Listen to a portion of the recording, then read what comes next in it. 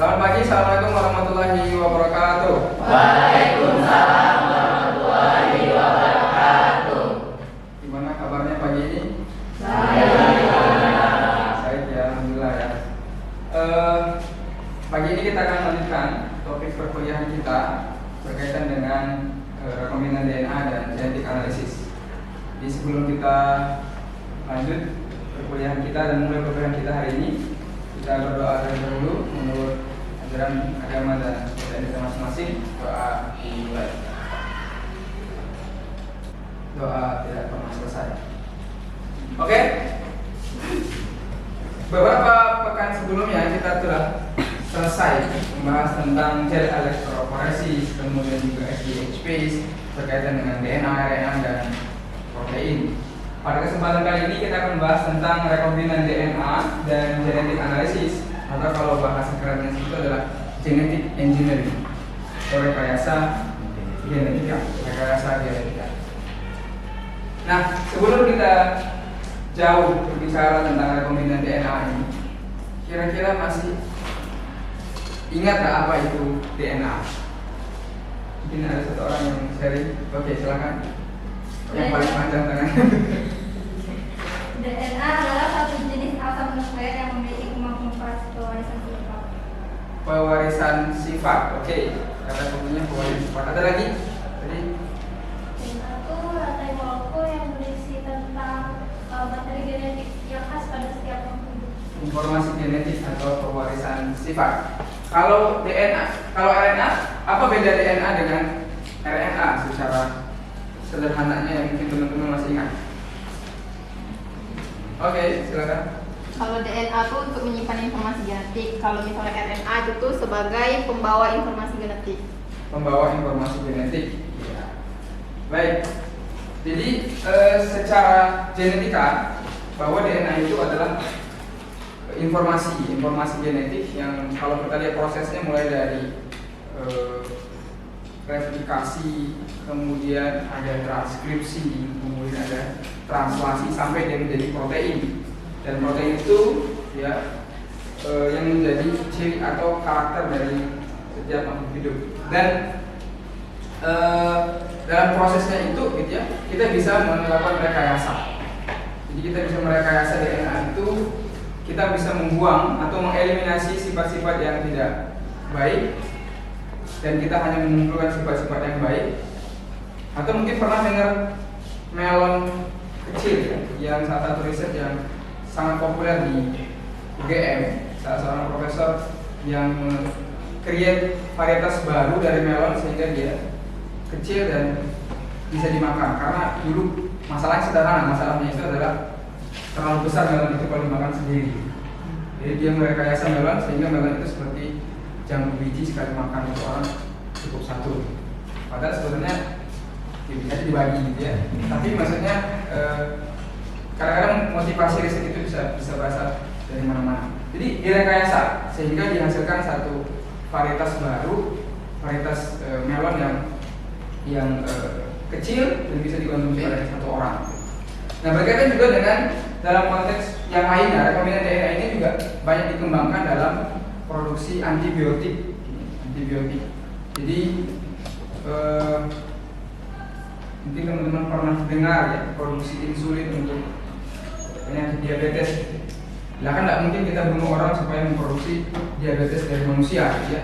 Tapi diabetes manusia itu bisa kita rekayasa dan bisa kita masukkan ke dalam tubuh bakteri sehingga kita bisa mengculture bakterinya, kita produksi bakteri itu dan kita bisa menghasilkan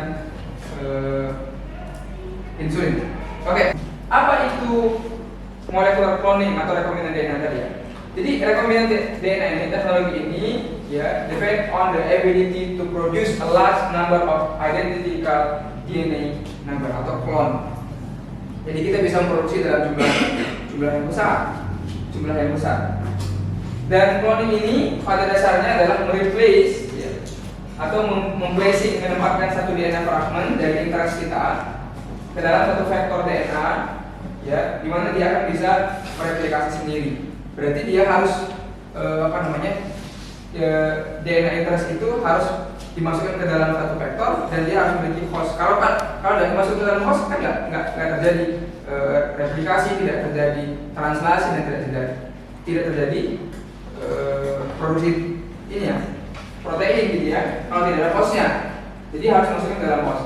Ketika single vector mengandung single DNA fragment introduced into the host cell, large number of these fragments are produced. Jadi bisa kita menghasilkan atau memproduksi fragment-fragment interest itu. Nah ini ya contohnya. Contoh misalnya yang bisa kita bayangkan seperti misalnya kita memproduksi, kita misalnya mengetahui ini, ternyata gitu ya, ada enzim yang berperan sehingga ada mikroba yang bisa mendegradasi plastik. Ada mikroba yang bisa mendegradasi plastik. Karena kalau tidak ada mikroba tidak akan terjadi degradasi. Jadi ada namanya dalam biokimia lingkungan itu proses degradasi menggunakan bakteri, baik itu mikroba, baik itu bakteri atau mungkin juga menggunakan yeast. Jadi intinya ketika misalnya ada bakteri atau ada mikroba yang bisa menghancurkan satu plastik, berarti kan ini sesuatu yang interest nih. Karena kalau enggak, mungkin kita pernah lihat video pendek gitu ya, orang misalnya melakukan studi, ternyata botol aqua yang ditemukan di pantai itu botol aqua yang dari ratusan tahun yang lalu, atau plastik yang dulu dibuang oleh zaman nenek moyang kita dulu masih ada ternyata, atau mungkin tumpukan-tumpukan sampah yang sekitar rumah kita, gitu. Kadang-kadang tumpukannya itu luar biasa menggunung. Kenapa? Karena butuh waktu yang lama untuk mendegradasi. Jadi kalau misalnya ada plastik yang terdegradasi, berarti kan ada mikrobanya di situ, ada bakteri yang di situ yang berperan tuh, ya kan? Berperan. Coba kalau misalnya kita ambil itu, kemudian kita analisis, kita karakterisasi, enzim apa sih? Atau DNA yang bagian mana sih dari bakteri itu yang bisa menghancurkan si plastik itu? Nah kalau begitu kita sudah dapat dan kita karakterisasi, tinggal kita potong DNA-nya itu. Karena sistem host itu kan banyak ya, misalnya kalau manusia itu kan harus rekayasa kromosom dan seterusnya, itu pekerjaan yang tidak mudah. Dan siapa sih yang mau dimodif kromosomnya gitu kan? Pasti kalau misalnya ada orang sakit, kemudian pasti keluarga itu butuh upaya keras tuh, merelakan kalau misalnya harus kita kaki sama ribakan. Jadi ada satu sistem namanya, dia menggunakan satu backbone itu yang kecil, lebih kecil. Jadi diuji coba dalam backbone yang kecil. Kalau kromosom itu kan jutaan gen. Jadi dibuat sistem namanya plasmid. Plasmid itu adalah ekstra kromosomal. Jadi dia bukan dari bagian kromosom, tapi dia punya kemampuan sama seperti kromosom untuk mentranskripsi dan translasi. Jadi dia bisa mentranskripsi sendiri dan bisa mentranslasi sendiri. Ya, walaupun dia tidak sebesar kromosom, tapi dia punya sistem yang sama. Dia punya data boxnya, dia punya operonnya, dia punya promotornya, sehingga dia bisa mendrive sendiri proses replikasi dan transkripsi dan translasi. Jadi disebut dengan plasmid. Plasmid itu adalah ekstra kromosom. Jadi plasmid ini bentuknya circle, ya, DNA yang bentuknya bulat, kemudian dia circular dan ekstra kromosomal. Jadi dia di luar dari kromosom. Jadi kalau kita punya kromosom di luarnya itu, di luarnya. Jadi kalau misalnya kita punya plasmid, jadi tinggal plasmidnya aja yang diinjek ke dalam posnya nantinya. Self-replicating DNA molekul, jadi dia bisa melakukan replikasi secara mandiri. Nah kemudian umumnya ada di bakteri, yeast ataupun juga higher eukaryotic cell. Jadi di sel-sel yang tingkat tinggi. Nah apa itu plasmid? Plasmid itu tadi ya, seperti yang kita sebutkan tadi, bahwa dia adalah ekstra kromosomal dan ukurannya kecil, small DNA molekul. Kemudian dia can replicate independently, auto replicate. Jadi dia bisa mereplikasi dirinya sendiri, Plasmid itu adalah ekstra kromosomal, where at first identified in the bacteria. Jadi pertama kali ditemukan di Enterobacteria, dan kemudian hari ini sudah banyak dikembangkan.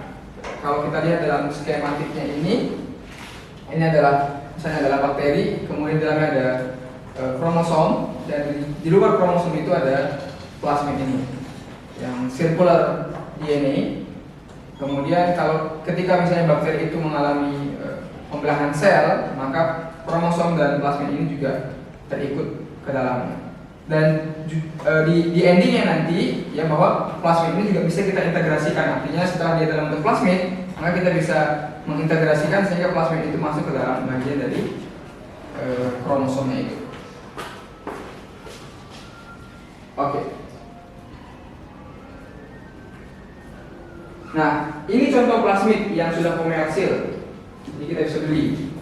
Kalau teman-teman search misalnya di Gencraft atau di mana perusahaan biokimia, kita bisa beli plasmid ini. Contoh plasmid ini yang seri kali ini PAC18 namanya. PAC18 itu kita bisa lihat di sini mengidentifikasi berapa panjangnya. 2686 BP. Apa BP? Bambang Pamungkas ya. Apa BP? Bahasa itu base pair ya. BP itu adalah base pair ya. Jadi 2686 base pair. Jadi 2686 basa nitrogen yang 4 ekor tulang A, T, G, C. Ini 2000 kali panjangnya ini. Dari sini ke sini. Nah, kemudian dia punya replication, origin replication sendiri. Jadi dia bisa mereplikasi dirinya sendiri tanpa bantuan kromosom. Nah, kemudian dia punya MCS namanya. MCS itu adalah multiple cloning site. Jadi memang sudah disiapkan, didesain di bagian mana nanti insertnya tadi kita masukkan, yaitu di bagian MCS. Ini yang tadi ada EcoR1, SAC1, KPN1, SMAL1, BEMS1, SAL1, SEC1, HINDI1, HINDI2, PSD1, SPS1, HINDI3, dan seterusnya.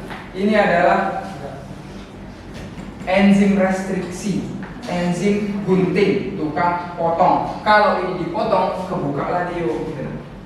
Kalau dia dipotong, maka dia kebuka. Begitu dia kebuka, tinggal masukkan insertnya. Kalau ketutup, ya tidak bisa masuk. Maka harus dibuka dulu. Sama dengan kamu, hati kamu juga harus dibuka dulu, gitu ya. Nah, sudah ya. Oke. Nah, supaya nanti di endingnya kita bisa mengecek berhasil atau tidak berhasilnya, kita tambahkan di dalamnya itu antibiotiknya. Jadi ketika kita, ini contoh ya, misalnya PAC18 ini ada antibiotik ampicillin. Kalau kita masukkan PAC18 yang sudah terisi dengan insert tadi ke dalam bakteri, maka bakteri ini akan tahan dengan ampicillin. Paham ya?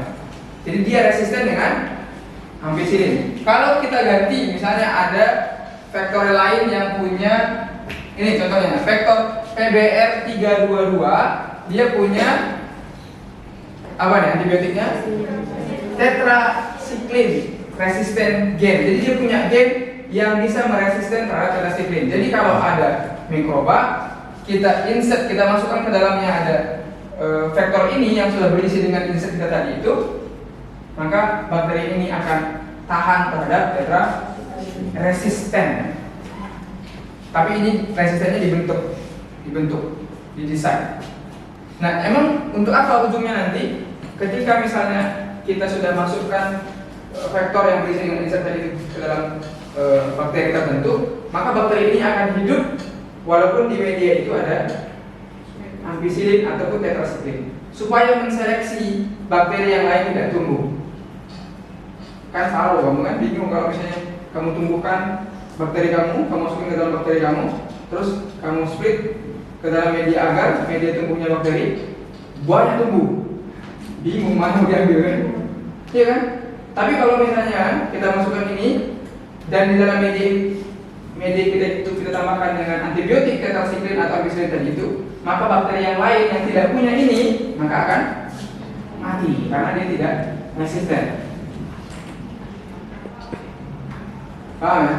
Maka dia tidak resisten. Jadi kalau misalnya kita punya, jadi nanti teman-teman dalam membaca vektornya itu dilihat ya, vektornya itu resisten terhadap apa? Apakah ampisilin atau tetrasiklin dan antibiotik yang lainnya. Oke. Nah, jadi yang tiga huruf ini, yang ini itu disebut dengan cutting site, sisi yang dipotong. Jadi kalau misalnya kita potong di sini, maka bisa kita insert di sini. Kalau kita potong di sini, maka kita bisa insert di sini. Cutting site yang ada di vektor yang kita tambahkan harus sama dengan cutting site yang juga kita tambahkan di insert. Karena kalau berbeda nanti tidak seiring tadi itu, tidak nyambung. Karena masing-masing cutting site ini dia dikode oleh basa nitrogen yang spesifik. Ya. Ada yang mau ditanyakan sampai di sini? Ada cerita lah bu. Ada yang bertanya sampai di sini? Kira-kira kalau presentasi kegagalan gimana? Oh tergantung. Kalau baru pertama pasti persen gagal. Presentasi gejalanya nggak bisa kita prediksi karena karena kita bekerja dengan makhluk hidup ya. Itu susahnya di bidang bio ini karena kita bekerja dengan makhluk hidup kadang-kadang tangan itu ini Pak. Ada yang sekali coba langsung berhasil, ada yang coba berkali-kali belum berhasil dan seterusnya. Jadi memang butuh proses panjang ini dalam mengkonstruk ini. Pernah diajar sama Prof. Muhaimin? Enggak ya. Prof. Muhaimin itu S2-nya biokimia di ITB itu dia overexpression, jadi dia menginduksi gen antibiotik ke dalam mikroba. Saya kasih genetika. Oke. Kalau tidak kita lanjutkan. Nah ini tadi sebut tadi bahwa masing-masing dari cutting site itu dia punya kodenya ya. Contoh misalnya IcoR1. IcoR1 itu cutting site yang dikode oleh AATTC. A itu apa? Adenin, timin, sitosin. Jadi kode untuk IcoR1 itu yang ini. Nah, gitu. Jadi kalau misalnya dari ujung satu IcoR1, ujung satu juga harus IcoR1 sehingga dia nyambung, klop gitu. Oke, bisa dilihat di sini. Jadi ini adalah IcoR1 misalnya di plasmid tadi kita potong dengan IcoR1, kita tambahkan saja ke dalam plasmid itu. Kemudian satu lagi itu insertnya tadi juga sama, kita kondisikan dengan IcoR1. Vektor ditambahkan dengan IcoR1, insert ditambahkan dengan IcoR1, kemudian nanti tinggal disilin, tinggal digabung, tinggal direkombinan. Ini ya gambaran sederhananya plasmid sebagai vektor dan insert DNA-nya kita gabungkan, kita tambahkan dulu IcoR1 kepada vektor sehingga dia kebuka dulu, kemudian kita tambahkan dulu dengan si insertnya juga dengan IcoR1 sehingga ujung yang nggak kepake itu dibuang, baru kemudian kita gabungkan. Kita gabungkan. Ini ditambahkan dengan ini. Tapi sebelum ditambahkan itu harus diapain Pak? Yang kemarin itu di elektroforesis. Benar enggak dia sudah kebuka? Nah, gitu ya. Benar enggak dia sudah kebuka? Nah, kemudian sudah dibersihin enggak? Pakai apa bersihnya Pak? Pakai kemarin final kloroform supaya dia yang sisanya dibuang, supaya ujung sini dibuang, ujung sini dibuang. Nah, nyambung dengan yang kemarin-kemarin ya. Kemudian ditambahkan, disilingkan dengan menambahkan enzim ligase. Enzim ligase ini adalah enzim yang menggabungkan antara satu vektor dengan insert. Desain vaksin juga seperti ini. Mungkin teman-teman lihat vaksin yang ada diproduksi dari beberapa negara ya, vaksin A, vaksin B, vaksin C. Yang dimasukkan ke dalam vaksin itu vektor ditambahkan dengan fragmen atau insert dari virus. Tapi tidak semua, tapi bagian tertentu dari virus itu yang identik dengan virus itu kita masukkan ke dalam vektor, kemudian kita produksi dalam bentuk vaksin, kita suntikin ke kamu semua. Sehingga tubuh ini tahu dia, ini adalah fragmen dari virus SARS-CoV, sehingga tubuh kita membentuk antibodi, sehingga kita herd immunity-nya terbentuk. Ya kan? Divaksin. Tapi nggak boleh ya, nggak semua. Kalau semua bukan divaksin nanti jadi mati, jadi masuk ke dalam virus itu sama kan. Tapi dia fragmen tertentunya. Jadi misalnya kalau gambarannya misalnya kakinya dilipat, digabung dengan vektor gitu. Jadi ini kan dilipat nih. Jadi kalau masuk seperti ini, kita sudah bentuk tubuh. Gitu. Jadi virus itu juga kita ambil fragmen tertentunya aja, apakah endomennya, C-domennya atau spike proteinnya, itu yang kita potong, kita masukkan ke dalam. Jadi sederhananya itu bisa kita lihat dari sederhananya bisa kita lihat dari panjangnya. Kalau vektornya itu 5000 tadi kilobase per 28.000, insert kamu itu 2000, maka hasilnya berapa ribu? 7000. Waktu kita elektroforesis maka dia harus 7000. Ya, sederhananya. Jadi kalau kita gabung antara potongannya yang kecil, ya, dan satu sisanya kebuka ini ya, enak. Potong kan? Nah ini kita bersihkan dengan phenol nanti itu, maka ini akan hilang, bersih. Jadi tinggal si vektor yang sudah ini ada namanya dari hasil PCR, ada yang dari seamless cloning atau ligation independent cloning. Ya intinya sebenarnya ya rasio ligasi itu, ligation itu misalnya tadi vektornya itu 8 pikomol, kemudian insertnya itu 3 pikomol. Jadi rasionya itu totalnya harus 10 ya. Jadi misalnya berapa stoichiometrik ya, jadi berkaitan dengan rasionya. Jadi kalau misalnya kadang kita coba buat 3 variasi untuk mengecek mana yang berhasil. 91, 82, 73. Itu berpengaruh dari kemurnian dan jumlah konsentrasi dari insert kita itu. Kalau insert kita itu kita hasil gel purification memang dia benar-benar murni, bagus, bersih, gak ada pengotornya, maka persen keberhasilan kita akan tinggi. Jadi kita nggak perlu banyak, cukup 1 pikomol saja kita tambahkan bisa langsung berhasil. Tapi kalau insertnya itu tidak terlalu bagus, kemudian kita juga waktu membersihkannya itu, waktu kita purifikasi juga nggak yakin betul kita purifikasi dia bersih segala macamnya, maka tambahin konsentrasinya banyakin supaya pengotor itu nanti bisa dikompetitif lebih banyak ya, si insertnya. Jadi insert itu semakin banyak kalau misalnya kondisi insertnya nggak terlalu bagus. Tapi kalau insertnya itu memang bagus, murni, bersih dan segala macamnya, biasanya 1:9 itu sudah cukup. Kalau enggak, maka insertnya lebih banyakin supaya keberhasilan diasilin itu semakin tinggi. Nah kemudian setelah kita siling tadi itu, oke, kita masuk ke dalam mikroba. Contoh misalnya di sini ke dalam bakteri, ya, pakai metode heat shock, bisa pakai metode heat shock. Heat shock itu kita kasih listrik dan panas, maka membran bakteri itu terbuka, terus kita injek ke dalamnya si plasma itu.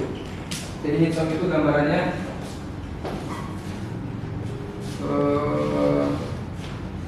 ini misalnya bakteri tadi ya, bakteri ataupun misalnya jamur ya, yeast.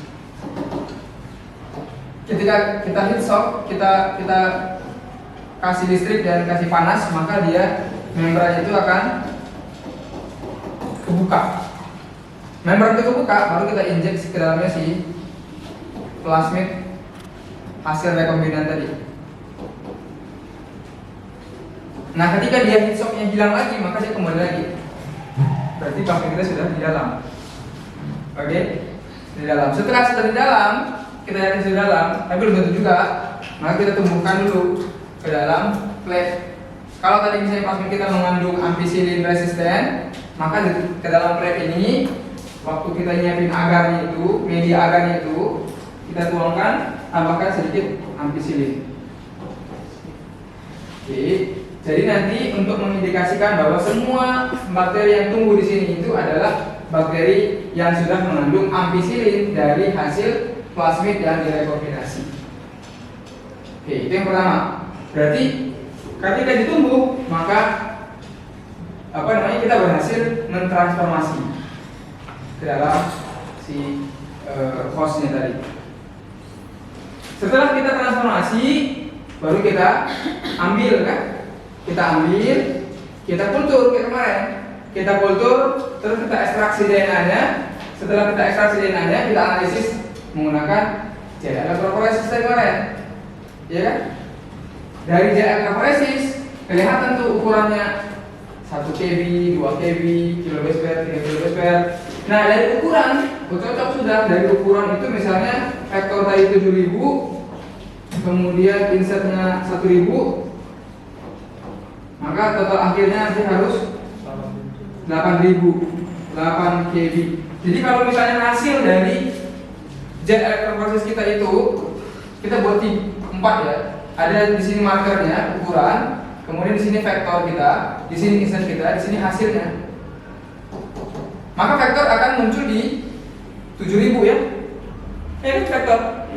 Vektor doang. Insert akan muncul di 1000, maka hasilnya akan muncul di 8000. Jadi pitanya itu ada di 7000 untuk vektor, 1000 untuk insert, dan 8000 untuk hasil rekomendasi.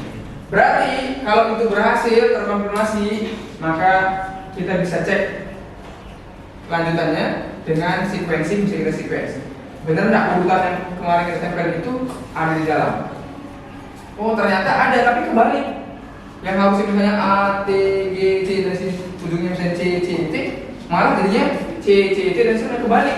Nah, kalau kebalik, ya tidak bisa berfungsi. Ada di dalam, tapi tidak berekspresi. Kosong. Ada di dalam, tapi dia kosong, tidak berekspresi. Nanti dicek. Bisa menggunakan sequencing atau bisa menggunakan Western blot untuk mengecek overexpress dari protein. Sampai sini clear ya? Nah, kalau misalnya itu banyak berapa? Gimana kalau misalnya itu 20? Gimana caranya? Yakin aja kalau kamu yakin 20 itu positif, ambil 1 aja. Cuma kalau kita nggak yakin dari 20 itu misalnya beneran ya, kalau kamu semangat ambil semuanya 20-nya. Tapi kalau nggak semangat, biasanya coba-coba aja, ambil sampling aja random. Mana kira-kira yang ujung 1, ujung kiri, tengah-tengah diambil di random kira 10. Nah, kemudian kita masukkan ke dalam media tadi, culture. Setelah itu kita harvest selnya kita dapat, kita ekstraksi seperti kemarin ya, ekstraksi DNA, kita ekstraksi DNA-nya. Nah, kemudian kita cek 10-10-nya itu, misalnya hasilnya nanti dari 10-10-nya itu misalnya, tapi ditandai sisa dari kultur itu jangan dibuang, kita simpan. Hasilnya misalnya ini marker, ini 8000, ini 7000, ini 1000 di sini, ini vektor sebagai kontrol, ini insert sebagai kontrol. Nah, kalau ini 1, 2, 3, 4, 5, 6, 7 lah. Yang ini di sini, ini di sini, ini di sini, ini di sini, ini di sini, ini di sini, ya kan? Di sini. Hasilnya. Berarti kita bisa melihat dari 7 yang kita random tadi itu, kemungkinan yang positif adalah ini, dan yang lainnya bisa dibuang. Jadi tabung yang tadi hasil culture tadi di posisi, maka di labelin ya, di posisi 4, tabung posisi 5, dan tabung posisi 7 tadi. Sisa kulturnya tadi tinggal masukkan media, itu tumbuh lagi.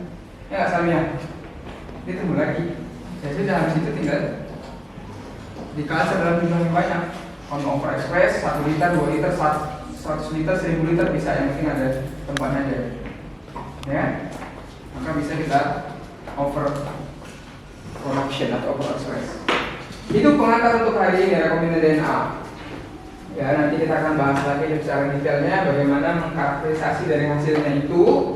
Ya, kita akan cek lagi bagaimana mengecek atau melakukan pemotongannya, bagaimana mendesainnya sehingga yang kepotong itu benar. Nah, nanti kita akan cek di pertemuan selanjutnya. Mungkin ini akhir dari kelas kita hari ini. Kira-kira ada yang mau ditanyakan lagi? Ada? Sudah clear semua? Clear? Clear. Nanti untuk ajang latihan silakan nanti dicek di LMS. Sudah ada persoalan-persoalan yang harus Anda selesaikan. Ya, di samping persoalan hidup yang Anda punya. Oke, kita akhiri dulu. Terima kasih atas atensinya. Tutup dengan Assalamualaikum warahmatullahi wabarakatuh.